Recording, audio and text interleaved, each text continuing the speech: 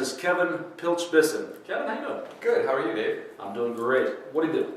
I'm a development lead at Microsoft. I work on C# and Visual Basic IntelliSense and refactoring, all of that kind of Visual Studio pieces of the languages. That's a lot of pieces. There are a lot of pieces, yeah. Before we get started, what's R8810 is printed on the front of your shirt? What does that mean? So that's a little bit of an inside story. A long time ago, before I worked at Microsoft, I worked on Subversion, the source control system. Kind of before it had its 1.0 release. And when it did have its 1.0 release, CollabNet, who was one of their sponsors, gave t-shirts to all of the developers at the time. And our 8810 is revision 8810, and that's the revision number that was the 1.0 release of Subversion. Okay. That's a very obscure reference on your chest. It is. There. I saw you speak yesterday at Code Match on the next version of C# and VB. I want to talk about that, but what do we call that? Are we calling it just VNext, or does it have a name? Yeah, we're just calling it VNext. Okay, we can't call it version 11. No. Or version 4, or whatever. 5, or yeah, 5, yeah. I'm sorry. What is it now? We're at 4 of C# and 10 of Visual Studio, and 10 of VB, I think. Yes. All right, VNext we'll call it. VNext. In fact, if we want to, at this point going forward, everything we talk about in C# and VB, we'll assume that's VNext unless we say otherwise. Yep. All right. And the big thing you focused on was the asynchronous features. Mm-hmm. Why did you focus on those, first of all?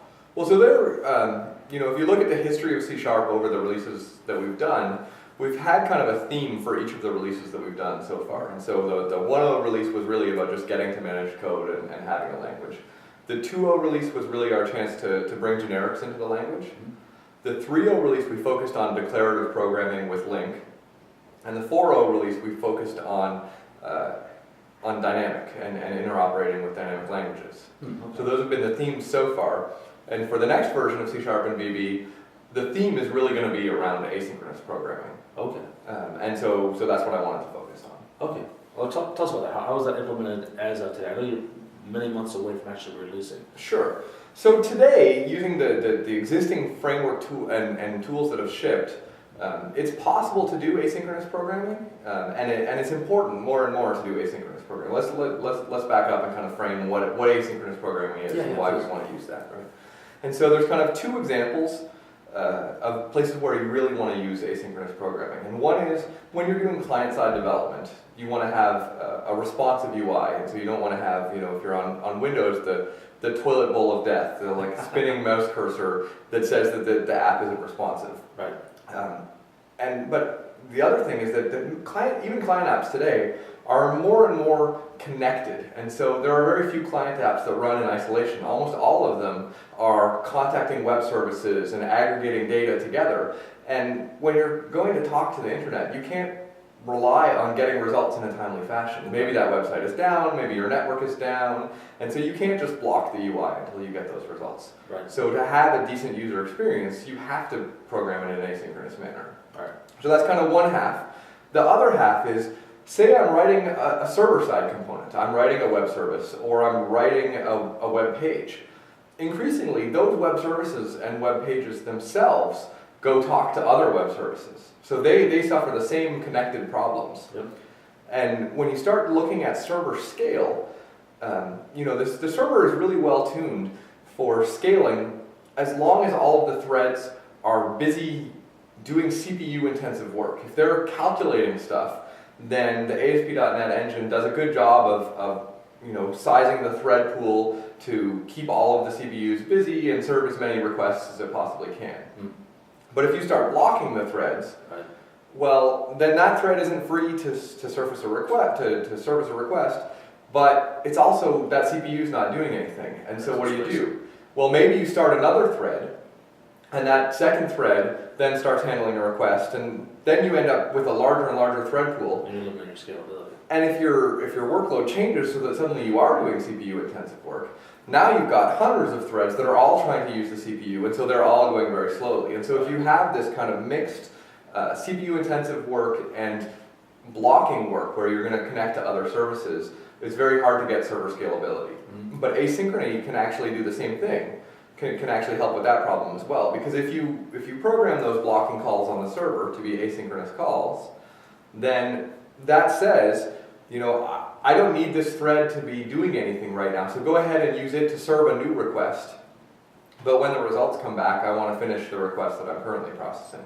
And so that way you kind of keep the CPUs busy without getting a ridiculous number of threads. Okay. So that's kind of framing, you know, why you would want to use asynchronous programming today. The problem is that it's really hard to write programs that are asynchronous today. And so there's kind of two patterns built into the .NET framework. There's the 1.0 framework had an asynchronous programming model where you'd have a method named foo, and then you'd have a begin foo method, and then you pass in an async result, and then there'd be an end foo method that would get the result. And so that's kind of what we did in 1.0, and not very many people used it because it's pretty hard to get your head around. And so in the 2.0 framework, we tried to simplify that, and we added what we call the event-based asynchronous programming, where you get something like a web client or a web request, and before starting an operation, you can hook up an event to say, call this event when my operation completes. And so, you know, one of them might be download string. And so you would first hook up an event to say download string completed, and then you would call the method download string async. And sometime later, the download string completed would fire, and you'd have the results available. Okay. And that's a little bit better, but it turns out that it's still pretty hard to use that. And because everything is event-based and callback-based, if you ever try to do 2 of these calls or 3 of these calls, or you want to make the calls in a loop because you have to get your data a fixed chunk size at a time or anything like that, then you suddenly have to flip everything inside out and have, you know, events that are calling events, and somewhere you have to have a state machine that says these 3 events have been called, but these other 2 haven't finished yet, and so this is what I'm still waiting for, and you never know when you're finally done everything, and so it becomes very hard to track the state. Yeah. And if you start looking at code like that, you end up with hundreds and hundreds of lines of code to manage the asynchronous state with, you know, 10 or 15 lines of code that is the core business problem that you're trying to solve. Everything else is just plumbing. And everything else is just plumbing. And I think you hit on something that's it's hard to write that code, but it's even harder to read that code. Definitely. I'm a big proponent of readable code. Definitely. I mean, you know, Eric Lippert, one of the guys that I work with, he has a big philosophical idea of, you know, separating the mechanism of how something is done from the intent of what it's doing. Right? Okay. And with asynchronous programming today, if you look at code that was written to do asynchronous programming today, all you can see is the mechanism. You can't see anything about what the intent of the code is. It's buried. It's buried deeply. So we said, you know, what can we do about that? Is there anything we can do in the language to kind of make that easier? And it's kind of inspired by some work that Don Syme and the F# team did in the F# 2.0 release that's in VS 2010. They have something called asynchronous workflows. And so we kind of looked at that, and people like Jeff Richter and some of the people who did the reactive extensions, they started looking at, well, you know, the compiler already has this ability to translate something that looks like a sequential series of code into a state machine. And in C#, that's yield iterators, right? Today, you can write a yield iterator and it looks like a regular method, but under the covers, the compiler goes ahead and translates that into a state machine. That's the yield return. The yield return, yeah. And so Jeff Richter and the reactive extensions people took advantage of that and said, you know, instead of me programming a state machine for asynchrony, I'll let the compiler do the state machine magic for me, and I'll kind of build this framework around yield returns for it. And so we kind of looked at both of those and said those are really interesting, and they hit a really good point, which is compilers are good at generating and tracking state machines, and humans are not. So what can we do to let the compiler do that for us? And so we looked at it a lot, and we kind of decided that IObservable and the yield return wasn't exactly the pattern that most people wanted. And so we wanted to kind of unify asynchronous programming in terms of this kind of threaded or single-threaded event-based asynchrony with the already existing concurrent programming based on the task parallel library that came out in 4.0. And so we looked at the task type and the task of t-type and said they basically don't say anything about the threading characteristics of it. All they do is they promise to give you a value at a future time. and that's exactly what you need for asynchronous programming as well. And so we decided to kind of take task of T as the underlying fundamental type for our asynchronous programming. So does that exist in the framework today? Task exists in the 4.0 framework today. It does, okay, all right. And it can be used mainly, it can be used for this kind of asynchronous programming. It's mainly today used for kind of concurrent multi-threaded programming, where you want to start a task on the thread pool. Is that part of the parallel libraries? Yeah, it's part of the parallel. And does task of T exist today? Task of T exists as well. But today still, when you create a task of T, you have to pass a lambda or a delegate as the method to execute in that task, and you kind of have to explicitly manage all of that synchronization yourself. Okay.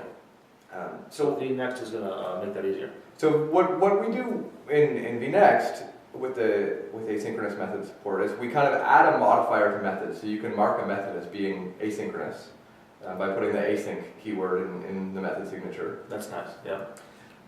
And then inside that method, you can use the await operator. And what the await operator does is it takes an expression on the right-hand side that returns a task of T. Okay. And it unwraps it and gives you back the result. Okay.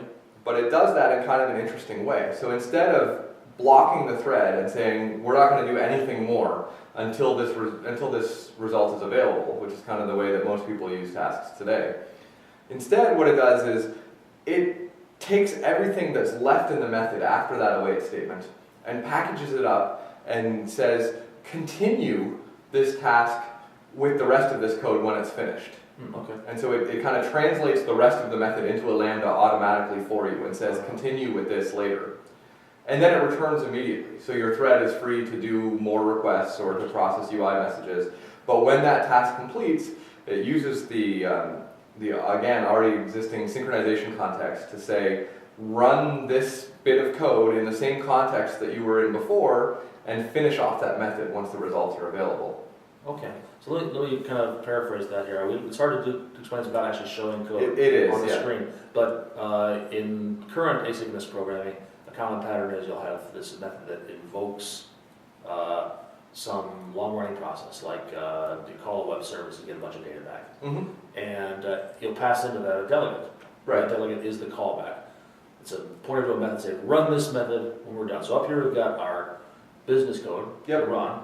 And down here we have another method that's code to run when we're done, and that's tied together to say when this is done, it automatically does that. So now what you're doing, those are all in one method, and they're kind of separate. There's a line between them. That line is the await statement. That's right. So the part above the line is my old business logic. Go out and call the web service, and then it kind of frees up the thread, does other things. The part below the line is what used to be my callback method. Right. And that await statement is going to return this task of T. That task of T is available to me in my callback as well, or my part below the line. The T part is, right? Just the T part. Just the T part is. All right. So so I get it. So the that's T, cool. the T part is really the result of your asynchronous operation. So that's the data that you downloaded from the website. Okay. Right. And so you need that to be available below.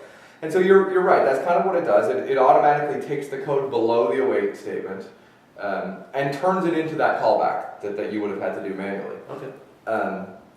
And in the kind of simple examples that we can talk about here today without code on the board, that doesn't seem like such a fantastic thing. But as we were kind of mentioning before, if you get into this model where you have a few of these calls, and so then you've got a few of these callbacks, and they need to track state, and you need to take the data from this web service and the data from this other web service and put them together. You can't do that until both of them are completed. That's kind of a mess today, because now you've got everything distributed among a bunch of different methods, and so everything has to be fields instead of being locals, and it's kind of a big mess today.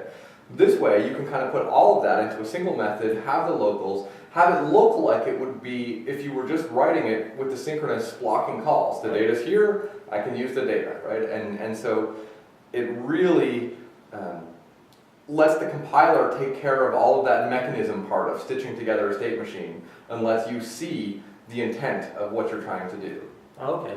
So much more readable code. Definitely much more readable. A little bit easier to write. I should say a little bit, a lot easier to write, but a lot easier to read. Definitely. As I just said, I'm a big fan of. So what happens if you have these long running processes, you got several of them want to complete, and then the user changes their mind and they want to cancel it? Right. Today, every asynchronous method that you call has its own, can't do something when you cancel kind of, or it's got, web client has the example that I was using before, there's kind of download string on web client, and there's download string async, and there's the download string completed event, right? Similarly, along with those, there's a cancel download string method that you would have to call. Okay. And so you'd have to, and again, in a scenario where you're stitching together 2 or 3 of these, you'd have to know which ones had already completed, and don't cancel those ones, but do cancel the ones that are still going in progress, and kind of mash all of that together. Again, with the .NET Framework 4.0, we introduced this task parallel library that's got the task of T type. It also has the concept of a cancellation token. And so there's already a bunch of methods that take tasks that also take cancellation tokens. And a cancellation token is basically just something you can say, is this canceled? Or you can say, cancel it. Okay. Right? And so when we implemented this async pattern, all of the async methods that we have, they also take a cancellation token. And so all the places where you want to do an asynchronous call, you can just pass the same cancellation token. And if you want to cancel it, you just say cancellation token.cancel.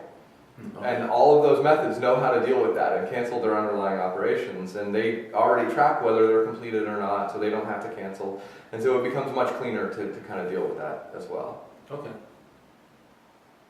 Anything else that you can share with us today? So I guess the main other thing to share with you guys today is, I showed a bunch of examples in my talk. A lot of those examples are available for everyone to try out. There's actually a community tech preview that has a version of the compiler for C# and VB that has support for these new operators and stuff. And it's got a ton of samples, including the ones that I demoed. Okay. And so I would recommend everybody go to msdn.com/vstudio/async. Okay. We'll link to that. And you can download the CTP today and try it out. Let us know while we still have time to change it before we ship it in the next version. If I download that CTP, can I install it on my base machine? Is it going to mess up my C# development? It does replace the C#4 compiler with the one that supports async. So you probably don't want to put it on a machine where you're going to build production binaries that are going to go into deployment. So maybe create a virtual machine. A virtual machine might be a good idea. Okay. And is there a release date yet, or a release year? I'm not allowed to talk about any of that kind of stuff. I had to ask. What about you? Do you have a web presence? Not much. I have a blog that I update, once a year or so. How about your team? And my team has a blog at C# FAQ, and it's not just a FAQ blog, but it's got a bunch of other stuff as well. So I would look at that, and people like Eric Lippert and they do such a great job that if I have an idea for a blog post, I just walk down the hall and I tell Eric, and he does a much better job of creating a blog post than I could ever do. So I do that, but I'm on Twitter at Pilchie, Pilchie, so you can get a hold of me that way too. Okay. Kevin, thank you so much. No problem. Appreciate your time. I appreciate being here. Thanks for the opportunity.